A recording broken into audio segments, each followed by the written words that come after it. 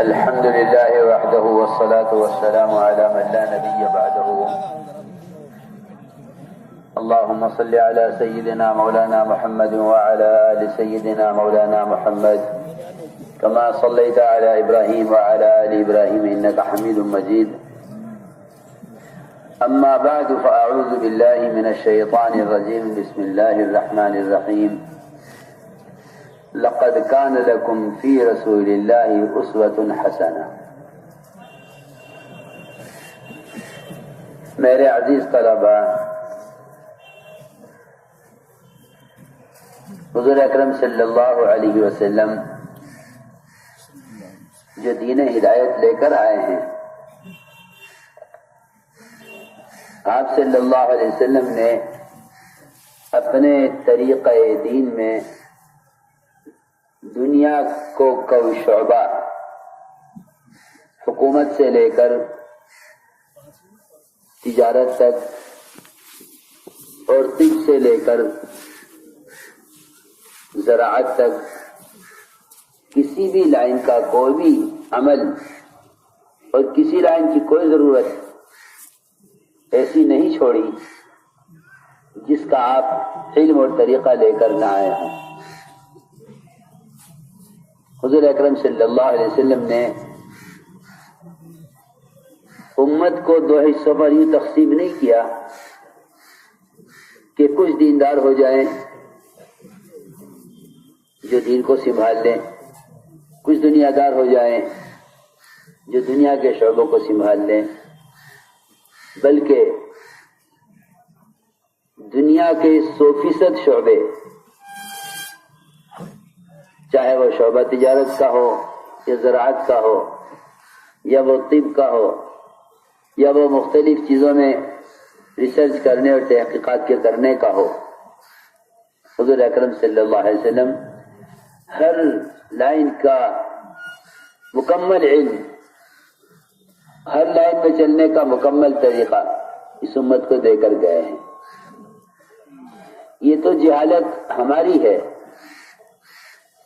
کہ ہم اپنی زندگی کے بارے میں فیصلہ کرتے ہیں کہ اگر علم دین حاصل کرنا ہے تو ایسا بن کر رہنا ہوگا، اور اگر دنیا پڑھنی ہے تو ایسا بن کر رہنا ہوگا.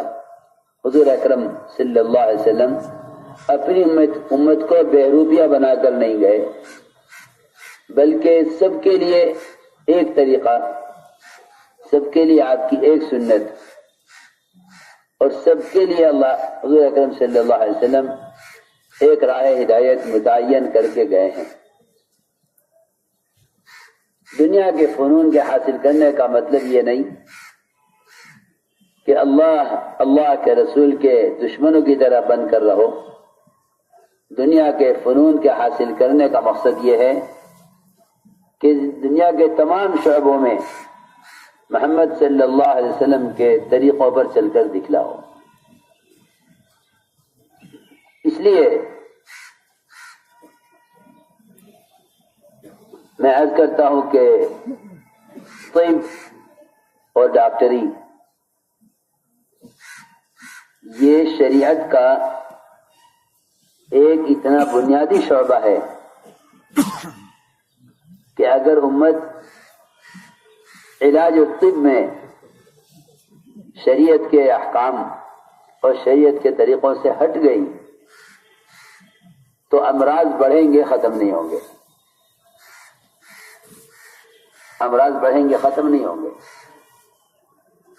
اس لیے کہ جس لائن میں سے بھی سنت کے طریقوں کو نکال لیا جاتا ہے پھر وہ سوائے حیوانیت کے اور سوائے شرک اور کفر کے طریقوں کے کچھ اور اس میں باقی نہیں رہتا. ہم کہیں بھی ہوں محمد صلی اللہ علیہ وسلم کے امتی ہیں، ہم کہیں بھی ہیں محمد صلی اللہ علیہ وسلم کے امتی ہیں. ہر شعبے میں امتی بن کر دکھلانا باعتبار عبادت کے، باعتبار ضروریات کے، باعتبار دعوت اللہ کے، ان 3 لائنوں سے اپنے آپ کو سنت کا پابند بنا کر زندگی کا ہر شعبے میں رہنا، یہ اس شعبے میں دین کے لانے کا اصل ذریعہ ہے۔ اگر ان شعبوں میں چلنے والے اتباع سنت پر نہیں ہیں تو پھر ان شعبوں کا دین سے کوئی تعلق نہیں ہے۔ ہر شعبے میں مسلمان اتباع سنت کے ساتھ اگر چلتا ہے تو اس شعبے میں یہ دین کے لانے کا ذریعہ ہے۔ اس لیے ہر امتی کے ذمہ ہے کہ وہ جس شعبے کے اندر بھی ہے اس شعبے میں یہ تحقیق کرے کہ اس میں محمد صلی اللہ علیہ وسلم کا طریقہ کیا ہے اور اللہ کا حکم کیا ہے۔ اگر دنیا کے شعبوں سے دین کو نکال لیا جائے تو یہ نیر حیوانیت اور سوائے کفر و الحاد کے کچھ باقی نہیں رہتا۔ اس لیے ان تمام شعبوں میں چلنے والوں کو چاہیے سب سے پہلے اپنی نیت درست کریں۔ اسے حدیث فرمایا انما الاعمال بالنیات، انما الاعمال بالنیات، کہ تمام دینی دنیاوی اعمال کا مدار نیت پر ہے۔ تمام دینی دنیاوی اعمال کا مدار نیت پر ہے۔ تمام دینی دنیاوی اعمال کا مدار نیت پر ہے۔ اگر نیت ایک شہد کی مکھی کی انسانوں کو نفع پہنچانے کی ہے اور انسانوں کے شفا کی ہے تو اللہ رب العزت ایک انتہائی کمزور، انتہائی حقیر، انتہائی چھوٹی مخلوق سے امت کی شفا کا سامان تیار کراتے ہیں، اور اتنا ہی نہیں بلکہ اللہ تعالیٰ اس کو الہام کرتے ہیں۔ اللہ نے تو قرآن میں وحی کا لفظ استعمال کیا ہے اس مکھی کے لیے جو لوگوں کے لیے شفا کا ذریعہ بنے۔ اللہ نے اس کے لیے وحی کا لفظ استعمال کیا ہے، لیکن یہاں وحی کا مطلب انبیاء والی وحی نہیں ہے۔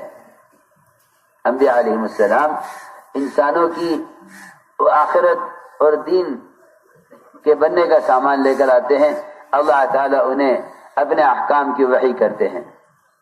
ایک شہد کی مکھی وہ انسانوں کی شفا اور ان کے لیے ایک نفع دینے والی چیز شہد تیار کرتی ہے، اللہ تعالیٰ اس کو بھی وحی فرماتے ہیں، مگر اس کو الہام کہتے ہیں کہ اسے کہاں کہاں سے رس چوسنا ہے، کن کن درختوں سے، کن کن پھلوں سے، کن کن جڑی بوٹیوں سے اسے رس چوس کر یہ شہد تیار کرنا ہے۔